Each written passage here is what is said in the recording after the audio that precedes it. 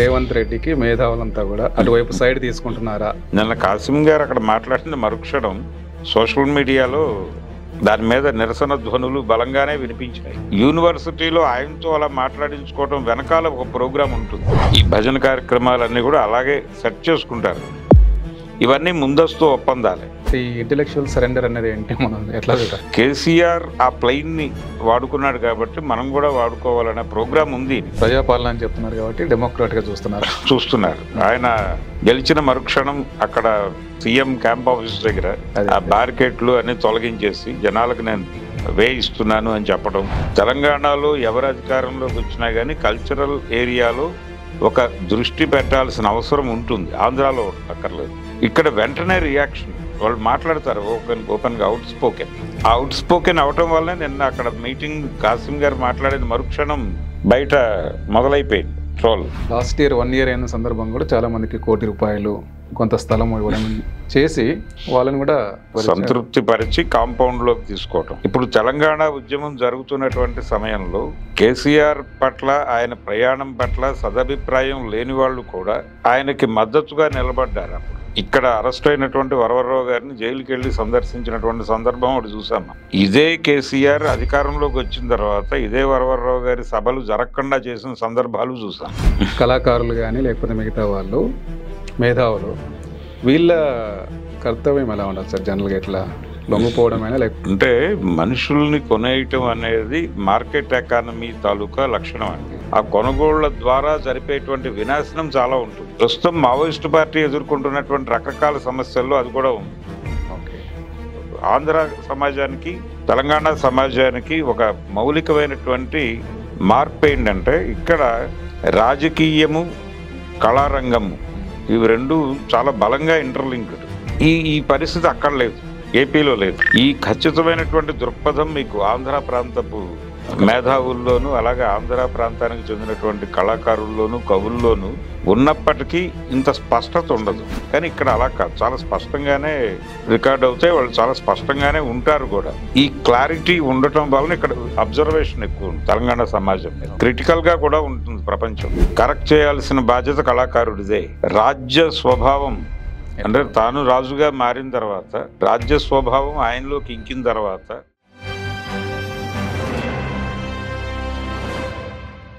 Hello, welcome to 3TV. ఈరోజు మనతో పాటు సీనియర్ జర్నలిస్ట్ భరద్వాజ్ గారు ఉన్నారు. సార్ నమస్తే. సార్ నమస్తే సార్. రీసెంట్గా అంటే రేవంత్ రెడ్డి ఉస్మానియా యూనివర్సిటీ సందర్భంగా ప్రొఫెసర్ కాసిం గారి స్పీచ్లో కొంత పాటు తీసుకొని కొంచెం దాన్ని ట్రోలింగ్ చేస్తున్న సందర్భాలు మనం చూస్తున్నాము. దీన్ని ఆసరాగా చేసుకునే జనరల్కి కూడా చాలామంది రేవంత్ రెడ్డికి మేధావులంతా కూడా అటువైపు సైడ్ తీసుకుంటున్నారా? అంతకుముందు కూడా ఉంది, ఇది బీఆర్ఎస్ టైంలో కూడా కొంత ఇండైరెక్ట్గా మనం చూసాము. అసలు ప్రభుత్వంలో ఉన్న వాళ్ళకి ఇంటెలెక్చువల్ సైడ్ తీసుకోవడం అనేది మనం తెలంగాణలో ఎక్కువగా చూస్తున్న పరిస్థితి కనిపిస్తుంది. అంటే కవులు, కళాకారులు, ఇలా ఉద్యమకారులు అని అనగలమా లేదా అనేది కొంతమంది విషయంలో కొన్ని మినహాయింపులు ఉన్నాయనుకోండి. అయినప్పటికీ అంటే ప్రభు ఎక్కిన పల్లకి వైపు నడవటం అనేది సబబా కాదా అనేది చూడాలి. ఇక్కడ ఒక పాత ఇది ఉంది.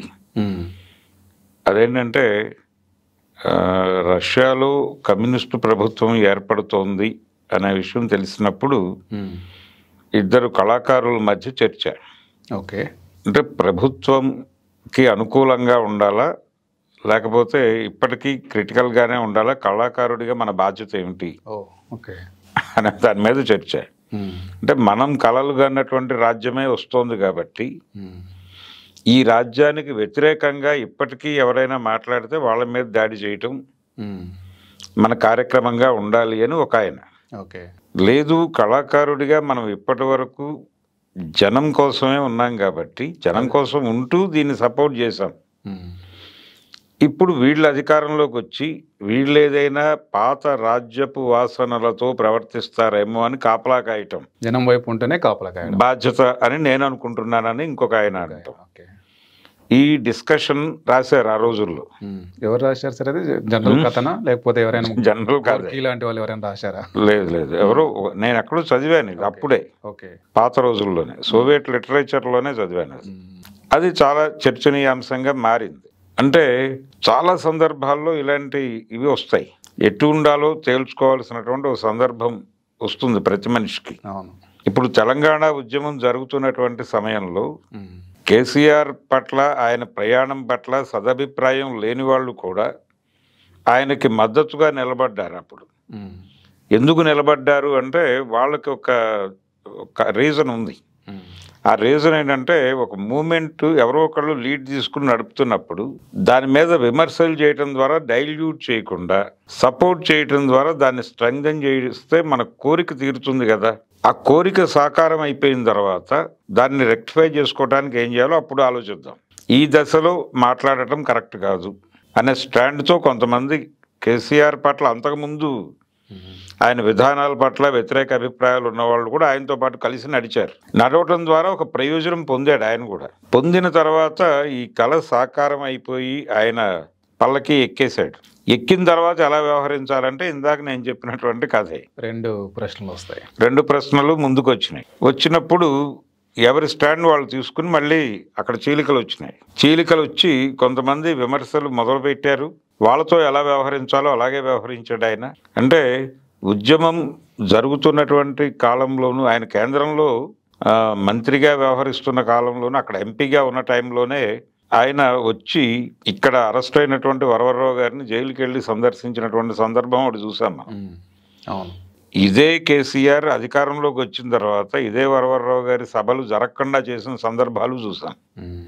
అంటే రాజ్య స్వభావం, అంటే తాను రాజుగా మారిన తర్వాత రాజ్య స్వభావం ఆయనలోకి ఇంకిన తర్వాత కరెక్ట్ చేయాల్సిన బాధ్యత కళాకారుడిదే అని ఇందాక మాట్లాడుకున్నటువంటి ఉదాహరణ ప్రకారమే చూడాలి. అంటే మనం ఒక టైంలో ఒక పర్పస్ కోసం వాళ్ళతో కలిసి నడిచి ఉండొచ్చు, కానీ ఆ తర్వాత పార్ట్ కూడా జరగాలి కదా. వాళ్ళల్లో ఆకాంక్షకి విరుద్ధంగా నడక మొదలైనప్పుడు దాన్ని సరిదిద్ది జనాన్ని మళ్ళీ ఇక్కడ తప్పు జరుగుతోంది, మీరందరూ కలిసి నిలబడి దాన్ని కరెక్ట్ చేయాలి అనేటువంటి పిలుపు ఇవ్వాల్సినటువంటి పని కూడా నీదే. అందుకని ఇది మర్చిపోవడం తప్పు. ఆ రోజున ఆ పని చేయటం కరెక్టే, ఇప్పుడు ఈ పని చేయకపోవడం తప్పే అవుతుంది. ఈ పని చేసిన వాళ్ళు ఉన్నారు, చేయకుండా తప్పించుకున్న వాళ్ళు ఉన్నారు. దీన్ని ఒక రకంగా లొంగుబాటుగా ప్రకటించి, అంటే అప్రకటిత లొంగుబాటే అది, ఈ అప్రకటిత లొంగుబాటే. ఆ లొంగుబాట్లు జరిగిన వాళ్ళు విపరీతంగా ట్రోల్ అవటం చూసాం మనం. ఈ ప్రయాణంలో భాగంగానే నిన్న జరిగినటువంటి మీరు ప్రస్తావించిన ఇక్కడ దాకా వచ్చింది. అంటే ఇది ఒక రకంగా తెలంగాణ సమాజానికి, ఒక ఆంధ్ర సమాజానికి, తెలంగాణ సమాజానికి ఒక మౌలికమైనటువంటి మార్పు ఏంటంటే, ఇక్కడ రాజకీయము, కళారంగము ఇవి రెండు చాలా బలంగా ఇంటర్లింక్డ్. ఈ పరిస్థితి అక్కడ లేదు, ఏపీలో లేదు. ఏపీలో చాలా నర్మగర్భంగా నడుస్తుంది ఏదైనా. ఇక్కడ చాలా బలమైనటువంటి ముద్ర వేయడానికి కారణం ఇక్కడ ప్రజా ఉద్యమాలు బలంగా ఉండటం. మొదటి నుంచి నక్సలైట్ రాజకీయాలు కావచ్చు, లేకపోతే అంతకు ముందు వచ్చినటువంటి తెలంగాణ సాయుధ పోరాట నేపథ్యం కావచ్చు, వీటి వలన ఇక్కడ ఉన్నటువంటి కళాకారుల్లో ఖచ్చితమైనటువంటి ఒక దృక్పథం ఉంటుంది. ఈ ఖచ్చితమైనటువంటి దృక్పథం మీకు ఆంధ్ర ప్రాంతపు మేధావుల్లోనూ, అలాగే ఆంధ్ర ప్రాంతానికి చెందినటువంటి కళాకారుల్లోనూ, కవుల్లోనూ ఉన్నప్పటికీ ఇంత స్పష్టత ఉండదు. అది ఉంటుంది కానీ వాళ్ళు చాలా నర్మగర్భంగా పెడుతూ ఉంటారు. ఎక్కడో చోట వాళ్ళ రియాక్షన్స్ రికార్డ్ అవుతూ ఉంటాయి, కానీ ఇక్కడ అలా కాదు, చాలా స్పష్టంగానే రికార్డ్ అవుతాయి. వాళ్ళు చాలా స్పష్టంగానే ఉంటారు కూడా మాట్లాడేటప్పుడు కూడా. ఈ క్లారిటీ ఉండటం వలన ఇక్కడ అబ్జర్వేషన్ ఎక్కువ ఉంటుంది తెలంగాణ సమాజం మీద. క్రిటికల్గా కూడా ఉంటుంది ప్రపంచం. నిన్న కాసిం గారు అక్కడ మాట్లాడిన మరుక్షణం సోషల్ మీడియాలో దాని మీద నిరసన ధ్వనులు బలంగానే వినిపించి కవులు, కళాకారులు, ప్రొఫెసర్లు అనే పదం కూడా వాడి వీళ్ళందరూ భజన చేస్తున్నారు, ఈ భజన కరెక్టా అనేది ఒక క్వశ్చన్ చేస్తూ జనాల్ని నిలబెట్టడం కోసం ఒక ప్రయత్నం మొదలైంది. ఈ మొదలైన సందర్భం, అలాగే రేవంత్ రెడ్డి గారు రకరకాలుగా వ్యవహరిస్తూ ఉన్నాడు. ఆయన అంటే తన అధికారాన్ని నిలబెట్టుకోవడం కోసం ఆయన ఇటీవల కాలంలో చేసినటువంటి జూబ్లీ హిల్స్ ఎన్నికల ప్రచారం సందర్భంగా ఆయన అమీర్పేటలో మైత్రివనం దగ్గర ఎన్టీఆర్ విగ్రహం పెడతాను, ఎవరు అడ్డొస్తారు, విగ్రహం పెట్టడం వరకు ఓకే, అభ్యంతరం లేదు ఎవరికి, విగ్రహం పెడతాను దాని మీద డిస్కషన్కి వెళ్దాం, అది వేరే గొడవ. నేను పెడతాను, ఎవరడ్డు వస్తారో చూస్తాను అన్నాడు ఆయన. అది ఓవర్ స్టేట్మెంట్. ఇలాంటి మాటలు మాట్లాడటం, ఇది ఎవరిని ఆకట్టుకోవడానికి ఆయన మాట్లాడాడు అనేది అందరికీ తెలుసు. అంటే సినిమా కుటుంబాన్ని తన వైపుకి లాక్కునే ప్రయత్నం, వాళ్ళ ఓట్లని ఆకట్టుకోవటం. అంటే 2 ప్రయోగాలు చేశాడు ఆయన ఆ ఎన్నికల సందర్భంగా. సినిమా కార్మికులు సమ్మె చేసినప్పుడు లేబర్ డిపార్ట్మెంట్ నుంచి ఒక కరెక్షన్ మెకానిజం చేయించారు ఆ సమ్మె ఆపటం కోసం. ఆ సమ్మెని సక్సెస్ఫుల్గా ఆపినందుకు గాను కార్మిక సంఘాల నుంచి ఈయనకు ఒక అప్రిసియేషన్ చెప్తూ అభినందన సభ అక్కడే పెట్టారు, యూసఫ్గూడలో స్టేడియం. అది నిజానికి కోడ్ వైలేషన్. అందులో ఆయన చేసినటువంటి ప్రసంగం సినిమా పరిశ్రమకు విపరీతంగా వరాలు ప్రకటించాడు. అక్కడ కార్మికులకు మాత్రమే కాదు, సినిమా పరిశ్రమలో ఉన్న అందరికీ వరాలు ప్రకటించాడు. వీళ్ళకి స్కూల్ కట్టిస్తానన్నాడు కృష్ణానగర్లో. ఒక 3 ఎకరాల్లో స్కూల్ కట్టిస్తాను, మీకు అద్భుతమైన స్కూలు, మీ పిల్లలకి బ్రేక్ఫాస్ట్ అక్కడే పెడతాం, మధ్యాహ్నం భోజనం పెడతాం, ఇవన్నీ మాట్లాడాడు. దీంతో పాటు ఫ్యూచర్ సిటీలో మీకు స్టూడియోలు కట్టుకోవడానికి స్థలాలు ఇస్తారని వాళ్ళకి ఒక బిస్కెట్ వేసాడు. ఇది ఫిలిం నగర్ వాళ్ళకి. ఈ ప్రయాణంలో భాగంగానే ఇక్కడ ఎన్టీఆర్ విగ్రహం పెడతానన్నాడు. అంటే సినిమా పరిశ్రమ మీద ఇప్పటికీ ఒక కులం తాలూకా జెండా ఎగురుతోంది, చాలా స్పష్టంగా ఇప్పటికీ కమ్మ జెండా ఎగురుతోంది అక్కడ. కాబట్టి వాళ్ళని తృప్తిపరచడం కోసం మైత్రీవనంలో రామారావు గారి విగ్రహం అన్నాడు ఆయన. ఇలా ఆయన ప్రయాణంలో ఆయన మాట్లాడే మాటలు, దానిలో ఆయన ఈ పుష్ప ఇన్సిడెంట్ జరిగినప్పుడు, ఏదో సంధ్యా థియేటర్ ఇన్సిడెంట్ జరిగిన తర్వాత దాని మీద రియాక్ట్ అవుతూ ఆయన ఫ్లోర్లో చెప్పిన మాట, ప్రీమియర్స్ ఉండవు తెలంగాణలో, ప్రైస్ హైక్లు ఉండవు అని చెప్పాడు. చెప్పిన మాటలు ఏమైపోయినాయో తెలియదు. వితిన్ నో టైం మళ్ళీ ఇచ్చేశారు, మళ్ళీ పర్మిషన్లు ఇస్తూనే ఉన్నారు. దాన్ని పట్టించుకోవట్లేదు. తను మాట్లాడిన మాటని తను వైలేట్ చేశానని కూడా ఆయన అనుకోవడం లేదు. ఆ తర్వాత సినిమా పరిశ్రమ వాళ్ళందరూ వెళ్ళి సాగిలపడ్డారు. అక్కడితో ఆ ఇష్యూ సమసిపోయిందని భావిస్తున్నాడు ఆయన. అంటే కంట్రోల్లోకి తెచ్చుకోవడం కోసం మీరు ఫ్లోర్లో మాట్లాడారు అనేది మీరు అంగీకరించినట్టే కదా. అల్లు అర్జున్ అరెస్ట్ దగ్గర నుంచి మొదలు పెడితే మొత్తం సినిమా ఇండస్ట్రీని కంట్రోల్లోకి తీసుకోవడం కోసం చేసినటువంటి కార్యక్రమం ఇది అని ప్రజలు అనుకుంటే, మీరు ప్రతిదీ కూడా ఇలా స్కీమ్డ్గా పెడుతున్నారు అనేది ప్రజలకు అర్థమైపోతుంది, ఆల్రెడీ అర్థమైపోయింది. మీకే ప్రమాదం కదా, మీ రాజకీయ భవిష్యత్తుకే ప్రమాదం కదా అనే విషయం ఆయనకు అర్థం కావట్లేదు. ఇప్పుడు ఈయనలో ఒక డెమోక్రాట్ని చూసినట్టుగా మాట్లాడేస్తున్నారు. అంటే ఈ భజన అనే కార్యక్రమంలోకి వచ్చిన తర్వాత ఇది ప్రమాదం. ప్రజాపాలన అని చెప్తున్నారు కాబట్టి డెమోక్రాట్గా చూస్తున్నారు. ఆయన గెలిచిన మరుక్షణం అక్కడ సీఎం క్యాంప్ ఆఫీస్ దగ్గర ఆ బ్యారికేడ్లు అన్ని తొలగించేసి జనాలకు నేను వే ఇస్తున్నాను అని చెప్పడం, ఆ తర్వాత దాని పేరు మార్చడం, జ్యోతిబా పూలే పేరు పెట్టారు అక్కడ. ఇలాంటి కొన్ని స్ట్రక్చరల్ ఇవి చేశాడు ఆయన. ధర్నా చౌక్ లో కూడా చేసుకోవచ్చు అని ఒకటి లేకుండా అది కూడా ఒకటి ఇచ్చారు అప్పుడు. అవును. అంటే అలాగే మీటింగులకి పర్మిషన్లు ఇవ్వటం. అంటే సుందరయ్య విజ్ఞాన కేంద్రంలో మీటింగులు పెట్టుకోండి అంటే కొన్ని యాక్టివిటీస్ని కొన్ని బ్లాక్స్కి పరిమితం చేయటం అనేది వ్యూహాత్మకంగా చేస్తున్నాడు రేవంత్ రెడ్డి. అంటే కమ్యూనిస్ట్ పార్టీలు, నక్సలైట్లు ఇలాంటి వాళ్ళు మాట్లాడుకుంటే, వాళ్ళు సుందరయ్య విజ్ఞాన కేంద్రంలో మాట్లాడుకుంటే ప్రపంచానికి వచ్చిన ఇబ్బంది లేదు. ఎందుకంటే మిగిలిన ప్రపంచం అక్కడికి వెళ్ళదు, వాళ్లే వస్తారు, వాళ్ళల్లో వాళ్ళు మాట్లాడుకుంటారు, వెళ్ళిపోతారు, ప్రజాస్వామ్యం ఉందని అనుకుంటారు. కానీ వీళ్ళే ఇంకో చోట పెడతానంటే ఒప్పుకోడు. మళ్ళీ అదొక విచిత్రం. వరంగల్లో సభలు ఆపాడు. వరంగల్లో ఆదివాసీ సంఘీభావ సమితి వాళ్ళు మీటింగ్ పెట్టుకుంటే ఆ మీటింగ్ పర్మిషన్ ఇవ్వాల. ఇదే రేవంత్ రెడ్డి గారు, ఇదే ప్రజాస్వామిక రేవంత్ రెడ్డి గారు ఇవ్వాల.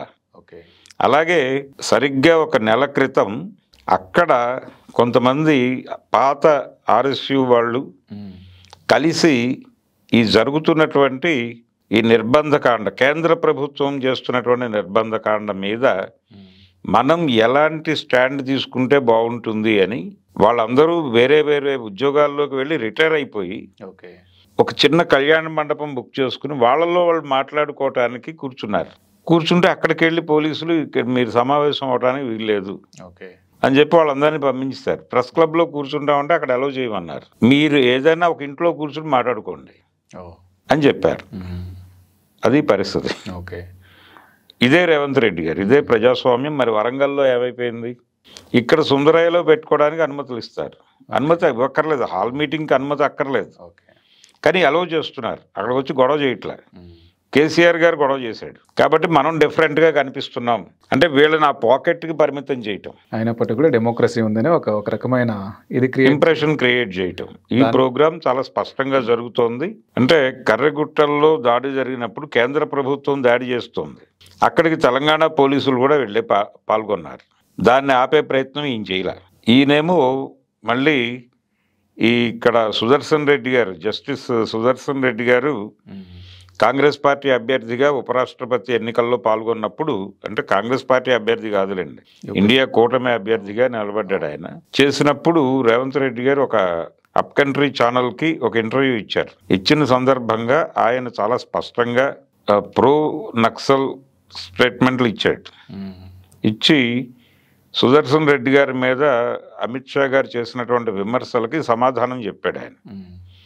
అంటే సల్వాజుడు వ్యతిరేక జడ్జిమెంట్ ఆయన ఇవ్వటం వలన 20 సంవత్సరాలు లైఫ్ దొరికింది మావోయిస్టులకి దేశంలో, అందుకని సుదర్శన్ రెడ్డిని ఓడించి తీరాలి అని ఆయన పిలుపునిచ్చాడు అమిత్ షా గారు. ఆ పిలుపులో ఉన్న అప్రజాస్వామికతని ఈయన ప్రశ్నించాడు రేవంత్ రెడ్డి గారు. అది ఓకే, కానీ మీ ప్రాక్టీస్లో అవి కనిపించటం లేదు కదా. అలాగే కొంచెం ఇక్కడ సరెండర్ చేసుకుంటున్నారు. ఈ సరెండర్లు చేసుకుంటున్నటువంటి క్రమం మేము చాలా డెమోక్రటిక్గా వ్యవహరిస్తున్నాం అన్న పద్ధతిలోనే జరుగుతోంది. ఇక్కడ కూడా ఆయుధాలు పట్టుకొచ్చి సరెండర్ అవుతున్న వాళ్ళు కూడా మొదలయ్యారు ఇక్కడ.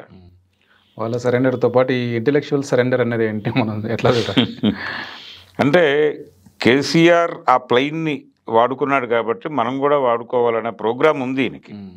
కల్చరల్ ఏరియా అనేది ఇక్కడ చాలా ఎక్కువ ప్రభావం. ఓకే, తెలంగాణలో. ఓకే, తెలంగాణలో ఎవరు అధికారంలోకి వచ్చినా కానీ కల్చరల్ ఏరియాలో ఒక దృష్టి పెట్టాల్సిన అవసరం ఉంటుంది. ఆంధ్రాలో అక్కర్లేదు. చంద్రబాబు నాయుడు ఇలాంటి వాళ్ళకి ఆ గొడవ లేదు. ఇక్కడ పాలకులకి ఖచ్చితంగా ఉంటుంది. ఇక్కడ జనాల్లో ఉన్నటువంటి చైతన్యం తాలూకా ఇది కూడా ఎక్కువ కంపారిటివ్గా. ఇక్కడ వెంటనే రియాక్షన్, వాళ్ళు మాట్లాడతారు ఓపెన్గా, అవుట్ స్పోకెన్ అవటం వల్లనే నిన్న అక్కడ మీటింగ్ కాసిం గారు మాట్లాడేది మరుక్షణం బయట మొదలైపోయింది ట్రోల్.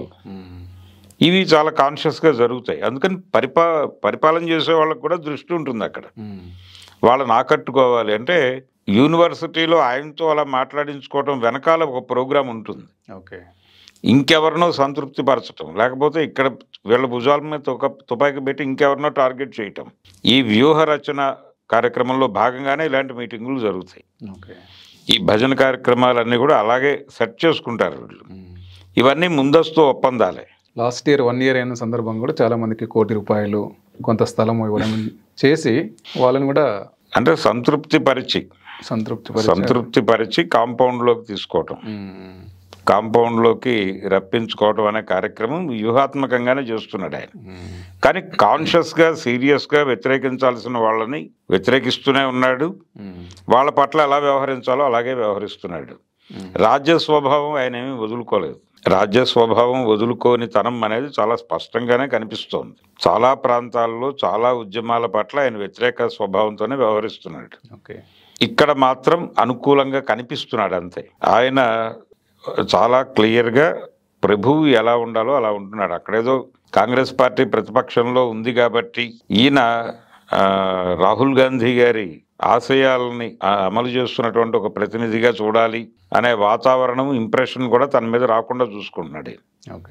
కేంద్ర ప్రభుత్వంతో కూడా చాలా అనుకూలంగా వ్యవహరిస్తున్నాడు. ఒక రకంగా ఆయన్ని చూస్తే, ఆయన ప్రాక్టీస్ చూస్తే, ఆయన వేసుకున్నది అంటే ఆయన అవుటర్ వేర్ ఖద్దరుగా కనిపిస్తుంది కానీ ఇన్నర్ వేర్ కాషాయమేమో అని అనుమానం వచ్చే లెవెల్కి కొన్ని సందర్భాల్లో వెళ్తున్నాడు ఆయన. ఆ ఎక్స్ట్రీమ్కి వెళుతున్న సందర్భం ఉంది. కొంతమంది ఓపెన్గానే మాట్లాడేస్తున్నారు. ఆయన హార్డ్వేర్ సంగతి ఏమో కానీ సాఫ్ట్వేర్ కాషాయం అన్న టోన్లో మాట్లాడుతున్న సందర్భం కూడా ఉంది. ఆయన ధోరణిలో ఆయన తన పదవిని నిలబెట్టుకోవడం కోసం ప్రయత్నం చేస్తున్నాడు. రేపు పొద్దున తెలంగాణ రాష్ట్రాన్ని తన కంట్రోల్లోకి తీసుకోవాలని కేంద్ర ప్రభుత్వం బలంగా అనుకుంటే, వాళ్ళు ఆ మేరకు స్కీమింగ్ చేస్తే, ఆ స్కీమ్ జరుగుతున్న టైంలో ఒక బెటర్ ఆప్షన్ నేనే సీఎంని అవుతాను మీ వైపు నుంచి అని వెళ్ళిపోవడానికి కూడా ఈయన పెద్దగా ఇబ్బంది పడకపోవచ్చు అని నేను అనుకుంటున్నాను. కాబట్టి అందులో భాగంగా రేవంత్ రెడ్డి గారు తనని తాను నిలబెట్టుకోవడం కోసం అన్ని ఏరియాల్లోనూ పొలిటికల్గా ఎలాగూ నిలబడ్డాడు ఆయన. కల్చరల్ ఏరియాలో కూడా, ఇంటలెక్చువల్ ఏరియాలో కూడా తనని తాను నిలబెట్టుకోవడం కోసం ఈ కొనుగోళ్ళు అలాగే ఈ లొంగుబాట్లు వీటన్నిటినీ ప్రోత్సహించుకుంటూ తన హవాని నడపడం కోసం ప్రయత్నం చేస్తున్నాడు. అందులో భాగమే ఇవన్నీ. అయినప్పటికీ కూడా యాక్చువల్గా వాళ్ళు చేసే ప్రయత్నాలు అంటే కొనుగోళ్ళు కానీ లేకపోతే ఇట్లాంటి వాటివి స్టేట్ వైపు నుంచి చేస్తున్నారు.